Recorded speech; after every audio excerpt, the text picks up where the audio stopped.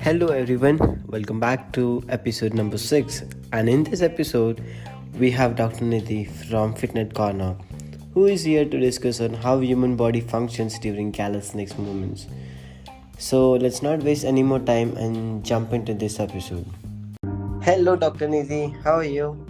Hello, Kaustubh. I'm fine. And how are you? And thank you I for inviting me. I am doing good and thank you so much for accepting our invitation on being on this Sweetest podcast.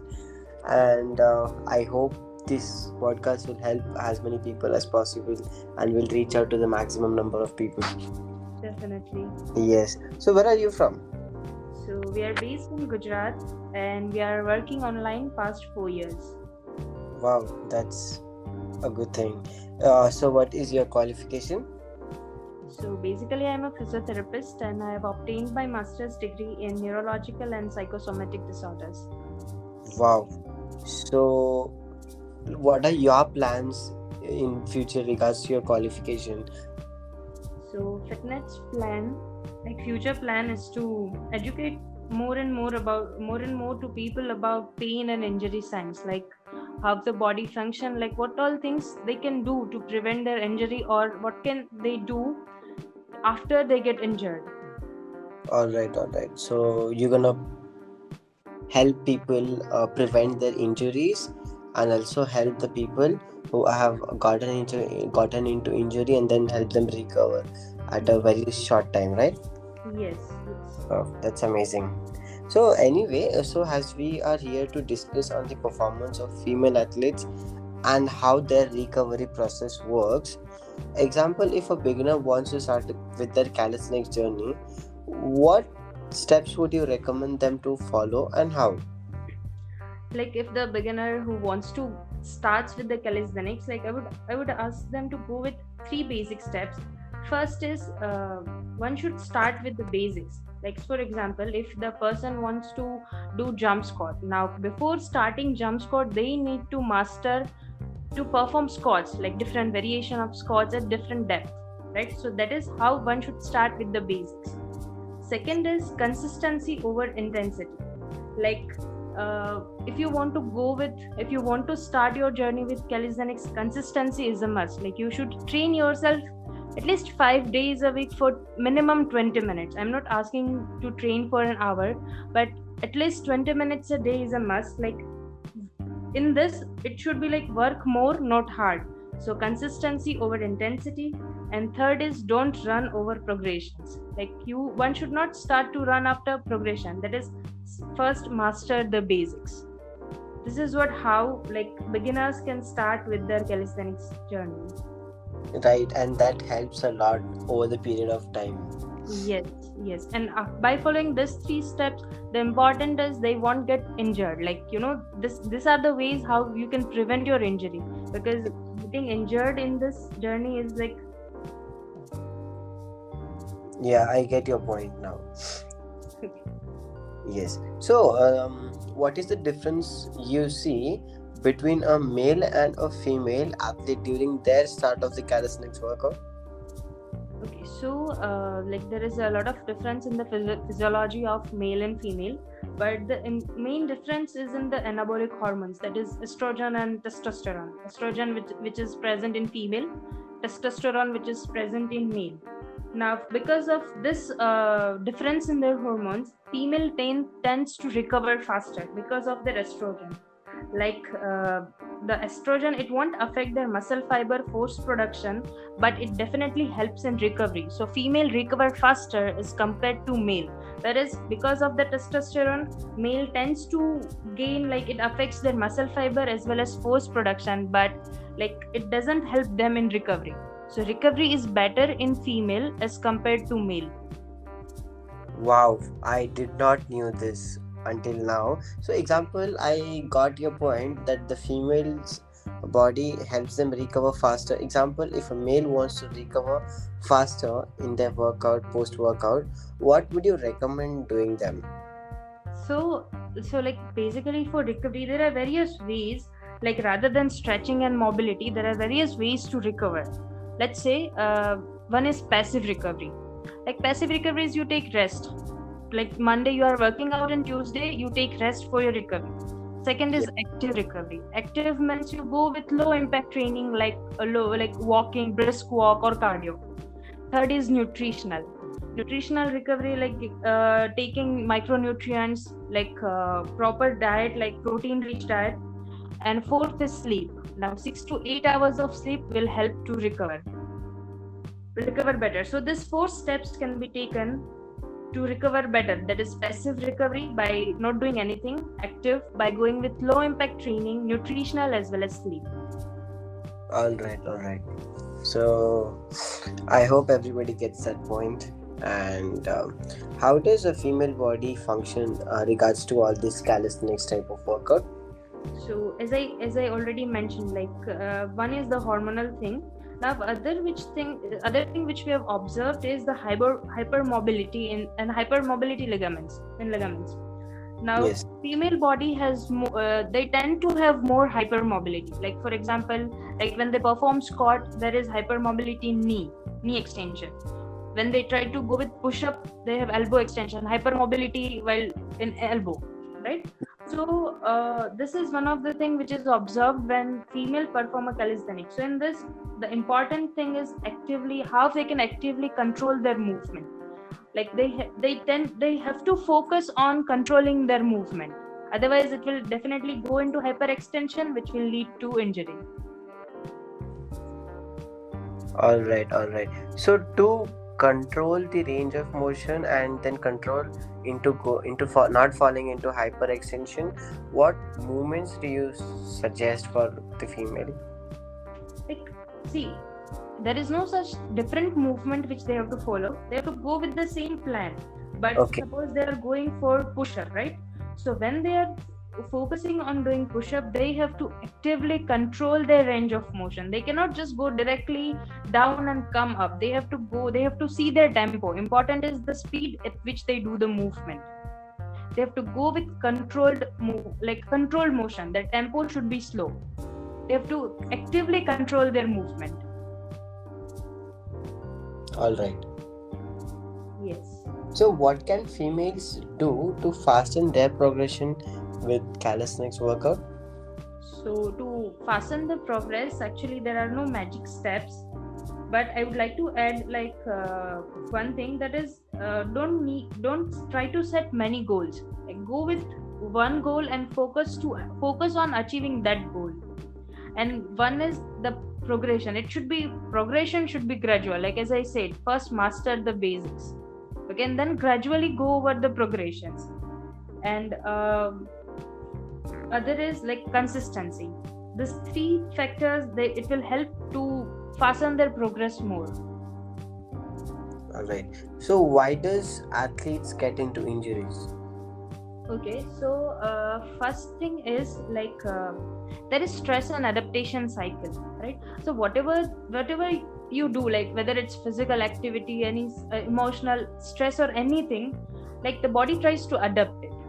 Okay, like today I went for a walk, and body will try to adapt this kind of scenario. So it will give us two feedbacks, positive as well as negative. Positive is like after walking I will feel good, I will feel energetic. Negative is I will feel lethargic, like I don't feel like doing anything, right? So if the body doesn't try to adapt to whatever you do, whatever kind of physical activity do, it will give you negative feedback, and which will lead to injury. So this is stress and adaptation cycle. Now one of the reason why athlete gets injured is due to lack of recovery time, right? During the process of exercise, there is breakdown of muscle tissue, there is inflammation, there is change in glycogen of muscle, right? Yes. So body will need time to recover, before you try to give any kind of other physical stress, right? Correct. And people don't give that recovery time to their body. They think that they need this 5 days a week of training, but after one day if the body feels sore, then that means that is the sign that body needs recovery, and you need to provide this recovery time in order to be injury free, like in order to prevent your injury. All right. So example, if I finish my workout and then I feel like I don't want to do anything, or I feel weak, what can I do to improvise myself and feel energetic post workout? So that is the thing, right? If you feel lethargic, that means that is the like stress and adaptation cycle. So your body has not adapted to this stress. That means you need, first thing is you need recovery. Second is you need to look into your exercise plan, right? Because while you are doing exercise, your type of exercise, your exercise programming, that is your dosage and recovery, everything matters. So when you feel lethargic, that means first thing we should look after is your recovery. Like you need to go with proper recovery. It's not like everybody recover at that same pace. One, like somebody needs 2 days to recover, right? If I train on Monday, I cannot train on Tuesday and Wednesday. I directly have to train on Thursday. Yes. Right? So you have to find your recovery time, and then also you have to focus on, you have to look into your exercise selection. What all kind of exercise, how is your programming, exercise programming? That also matters most. Does nutrition play an important role in the recovery and not feeling lethargic post workout? Yes, definitely nutrition play a very vital role in your recovery. You need to have proper nutrients, like for your training. Like micronutrients like calcium, magnesium, potassium, sodium, these all are very important nutrients which will help you to recover better. All right. So is micronutrition suggested for the every individual or only for the athletes who professionally wants to do this? No, micronutrients are actually necessary for each and everyone, but specifically for the for the athletes who perform the high intensity training, they have to, for them, they need to look more into this nutritional part to have better recovery, or to gain to achieve, like if they want to achieve their goal in proper time, they need to fix all the things which are important, like sleep, nutrients, as well as their exercise programming and planning. Yes. I get your point, and I hope that everybody tries to now work on the micronutrients. Yes. So what can an athlete do to avoid any kind of injury? Okay, so first thing to avoid injury is don't train randomly. Okay, like try to set a goal and works towards your goal. Like if you want to achieve push-up, like if you want to go with pull-ups, if you want to achieve pull-ups, then burpees won't help you, right? So try to set your goal and try to go with proper exercise selection. That is what I meant with exercise selection. If you want to go with pull-ups, try to train the muscles which are needed to which are actually helpful to achieve pull-ups. That is your exercise selection. Second is your exercise programming. It includes your dosage as well as your recovery. Like dosage is, the exercise dosage should be such that your body should be able to adapt it, and the body should be able to recover in good time. And third is like your nutrition and sleep. Yes. So when an athlete gets into injury, example, but I still get into it. But as you told, I followed all the steps, but still I end up in some injury, doing some extracurricular activities, and then I get in shoulder injuries. After getting shoulder injuries, what are the steps you would recommend me doing, and how can I progress? I mean, how can I regress with the injury and progress with my workout? Okay, so after getting injury, like injury is like body's way to tell you like something is wrong, right?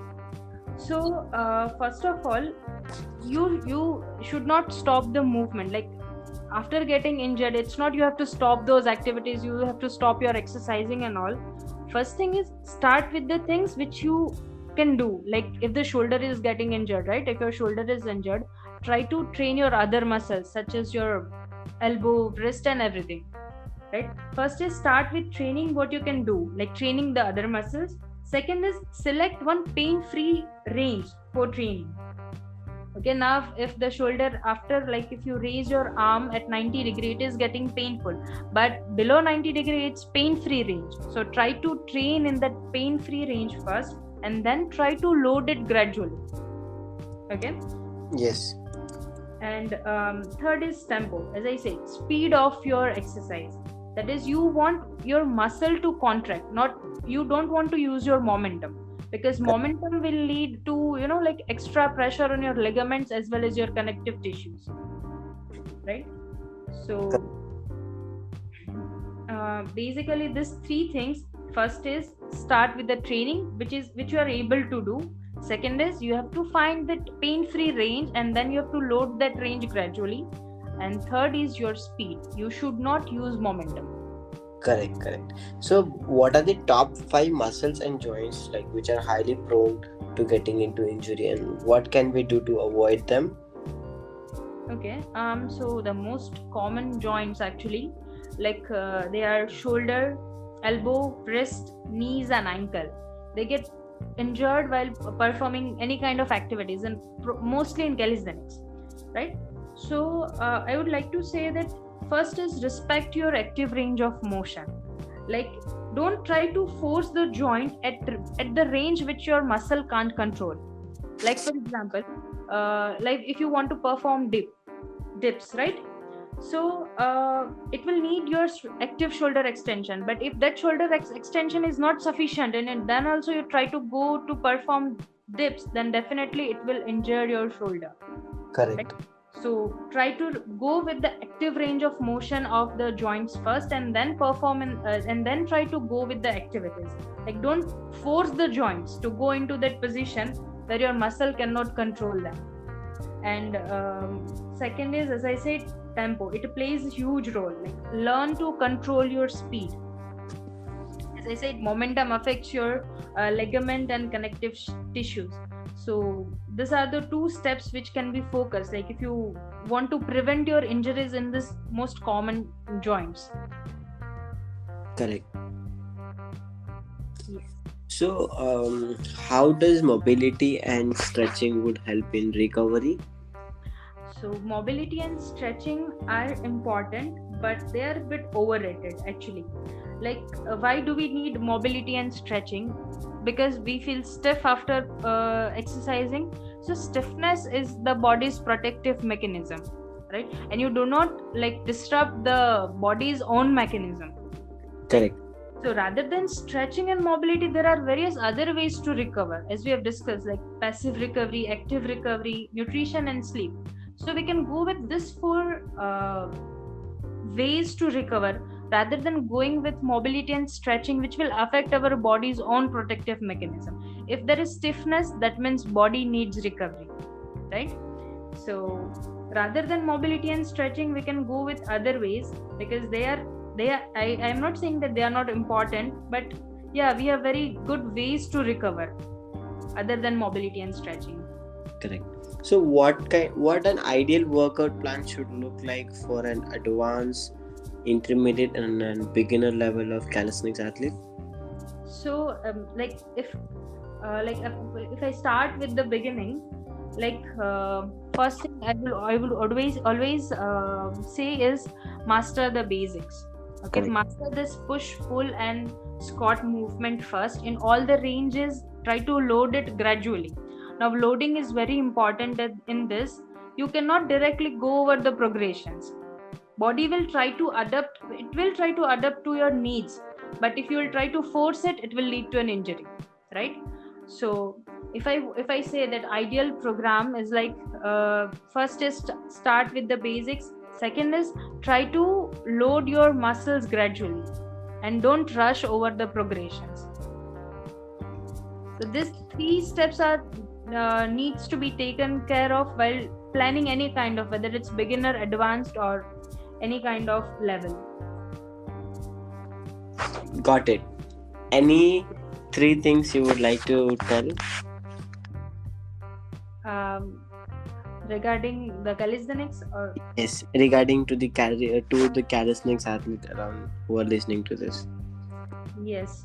So first is like select one proper goal. Don't try to run over like achieving all the things all together.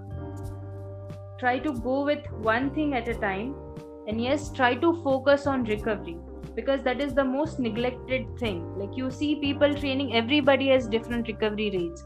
Now if you and your friend are training, you both have different recovery rates. You cannot train at his recovery rate, right? So try Right. to find your proper recovery rate and work accordingly. You need to give your body proper rest, because as we have discussed, while you the process of exercise, there are lots of changes in the body, including inflammation, and you need to recover from that before giving extra physical stress, right? So Uh, yeah. So thank you so much, Dr. Nidhi, for answering few of our questions, and I hope that has answered everybody. If Yeah. not, they can definitely hit Dr. Nidhi on Fitnet on Instagram, right? Yes.